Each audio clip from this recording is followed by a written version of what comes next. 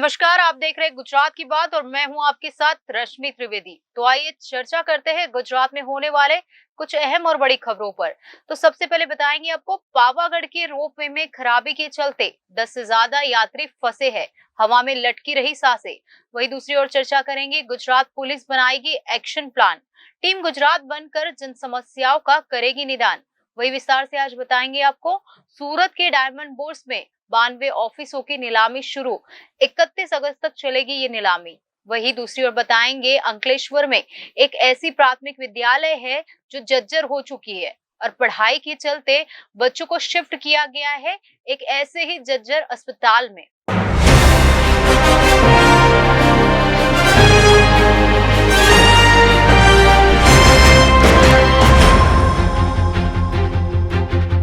तो आइए शुरू करते हैं गुजरात की बात का सफर। गुजरात के पंचमहाल जिले के प्रसिद्ध तीर्थ स्थल पावागढ़ डूंगर में भक्तों को आने और ले जाने वाली रोपवे सर्विस में खराबी आ गई है, जिसके कारण 10 से ज्यादा यात्री बोगियों में फंस गए। इससे लोगों में हड़कंप मच गया। आइए जानते हैं पूरी बात। पावागढ़ डूंगर में भक्तों को महाकाली मंदिर तक ले जाने के लिए मांझी से माताजी के मंदिर तक उषा ब्रेको कंपनी द्वारा रोपवे सर्विस की सुविधा प्रदान की जाती है। गुजरात के पंचमहल जिले के प्रसिद्ध तीर्थ स्थल पावागढ़ डूंगर में भक्तों को लाने और ले जाने वाली रोपवे सर्विस में खराबी आ गई है, जिसके कारण 10 से ज्यादा यात्री बोगियों में फंस गए। इससे लोगों में हड़कंप मच गया। पावागढ़ डूंगर में भक्तों को महाकाली मंदिर तक ले जाने के लिए मांझी से माताजी के मंदिर तक उषा ब्रेको कंपनी द्वारा रोपवे सर्विस की सुविधा प्रदान की जाती है। दरअसल शुक्रवार यानी 25 अगस्त की शाम को रोपवे सेवा तब बाधित हो गई जब रोपवे की एक पुली से एक केबल निकल गई। तीर्थ यात्री 10वीं वाघू बोगी में अपनी जान बचाकर रोपवे में हवा में लटके हुए थे। गनीमत रही कि कोई किसी भी जान मान की हानि नहीं हुई। प्राप्त जानकारी के मुताबिक मांझी से पौराणिक स्थल पावागढ़ स्थित माताजी मंदिर तक जाने के लिए रोपवे की सुविधा है। इसका संचालन उषा ब्रेको कंपनी द्वारा किया जाता है। शुक्रवार शाम को मंदिर में महाकाली के दर्शन करने आए भक्त पहाड़ी पर स्थित माताजी के मंदिर तक पहुंचने के लिए मांझी से रोपवे पर चढ़े थे, लेकिन रोपवे के पिलर नंबर 4 की केबल बीच में ही टूट गई। वहीं पुल से उतरते ही रोपवे सेवा समाप्त हो गई। रोपवे में 10 से अधिक लोग बोगियों में तीर्थयात्री सवार थे, जो हवा में लटके रह गए। रोपवे में खराबी होने की जानकारी होते ही फौरन केबल को पुली पर दोबारा चढ़ाने का काम शुरू कर दिया गया। पौराणिक तीर्थ स्थल पावागढ़ में रोपवे सुविधा रखरखाव के कारण 7 अगस्त से 11 अगस्त 2023 तक बंद रहेगी। रखरखाव का पूरा काम होने के बाद 12 अगस्त को रोपवे सुविधा को दोबारा शुरू किया जाएगा। राज्य के गृह राज्य मंत्री हर्ष संघवी ने आमजन की सुरक्षा और समस्याओं के निराकरण के लिए समग्र पुलिस तंत्र को अलग से एक्शन प्लान बनाकर एक सूत्र होकर टीम गुजरात के रूप में काम करने का अनुरोध किया है। आइए जानते हैं ये पूरी बात। शुक्रवार को गांधीनगर में सीआईडी क्राइम के काम के मूल्यांकन बैठक में राज्य की कानूनी व्यवस्था को सभी परिस्थितियों में बेहतर रखने के प्रयासों का उन्होंने जिक्र किया। उन्होंने कहा कि समग्र पुलिस दल एक यूनिक डिजाइन और कॉन्सेप्ट के साथ काम करे तो जनता को और भी बेहतर सुविधा दे सकते हैं। मंत्री ने कहा कि राज्य की सीआईडी क्राइम ब्रांच सिर्फ नोडल एजेंसी के रूप में नहीं रहे, उन्हें सभी तरह के काम करने होंगे। अब है कॉल पर जब कॉल आए तो जो भी टीम जाती है उसमें शी टीम का भी समावेश किया जाएगा। इसके अलावा एनडीपीएस और साइबर क्राइम के काम को प्रभावी और व्यापक बनाने के लिए संबंधितों को जरूरी निर्देश दिए गए। इसके साथ ही राज्य में गुम हुए बालकों की खोज और फरार आरोपियों को पकड़ने के लिए सीआईडी क्राइम की भूमिका की उन्होंने सराहना की। मंत्री ने इस संबंध में एक्शन प्लान बनाकर बेहतर काम करने के संबंध में निर्देश दिए।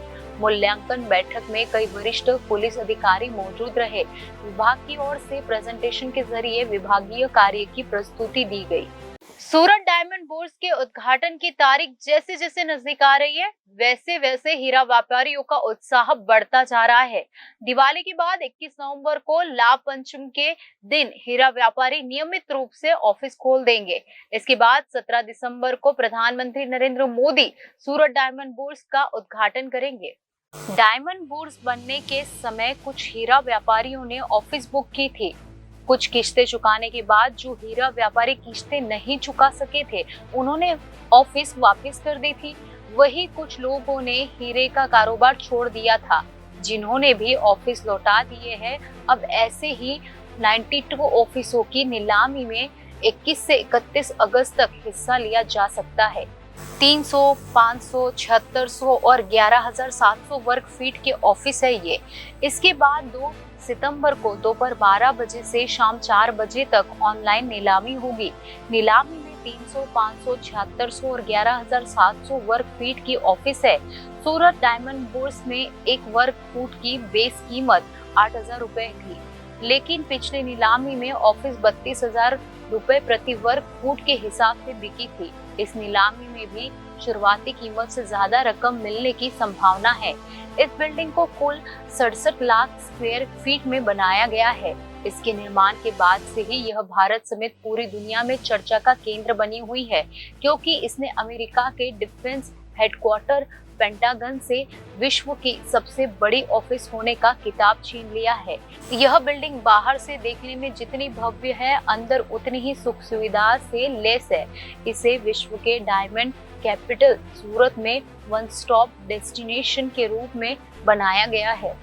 अंकलेश्वर में जज्जर नगर निगम अस्पताल में जज्जर स्कूल के जीर्णोद्धार के कारण छात्रों को एक ऐसे ही जज्जर अस्पताल में पढ़ने को मजबूर होने की चौंकाने वाली खबर सामने आई है। अंकलेश्वर में एक प्राथमिक विद्यालय बहुत जर्जर हो गया है और उस विद्यालय में पढ़ने वाले 30 से अधिक छात्रों को शिक्षा के लिए बंद पड़े नगर निगम अस्पताल में स्थानांतरित कर दिया गया है। छात्रों की जान को खतरा बने जज्जर स्कूल के जीर्णोद्धार के कारण जज्जर अस्पताल में शिफ्ट होने वाले अभिभावकों में भी चिंता और भय का माहौल पैदा हो गया है। अंकलेश्वर नगर पालिका खुद जज्जर इमारत के मुद्दे पर नोटिस भेज रही है। कुछ दिन पहले अंकलेश्वर नगर पालिका गुजरात हाउसिंग बोर्ड की जज्जर इमारतों के मुद्दे पर मकान मालिकों को नोटिस दे रही थी, लेकिन वे छात्रों को पढ़ाई के लिए भटका रहे थे। अंकलेश्वर नगर पालिका के बंद पड़े जज्जर अस्पताल में अंकलेश्वर नगर पालिका खुद ही संदेह के घेरे में आ गई है। अंकलेश्वर के एक अस्पताल में छात्रों को शिक्षा प्राप्त करने के लिए मजबूर करने की एक रिपोर्ट में कहा कि अस्पताल के ऊपर की इमारत जहां छात्रों को अध्ययन के उद्देश्य से स्थानांतरित किया गया है, बहुत जज्जर है और जिस स्थान पर वे है समायोजित जज्जर नहीं है। आगे पता चला है कि छात्रों को जज्जर इमारत के पास न जाने की सलाह दी गई है और कुछ दिनों के भीतर एक ऐसी जगह खोजने का प्रयास किया जा रहा है जहां छात्र सुरक्षित स्थान पर पढ़ सके।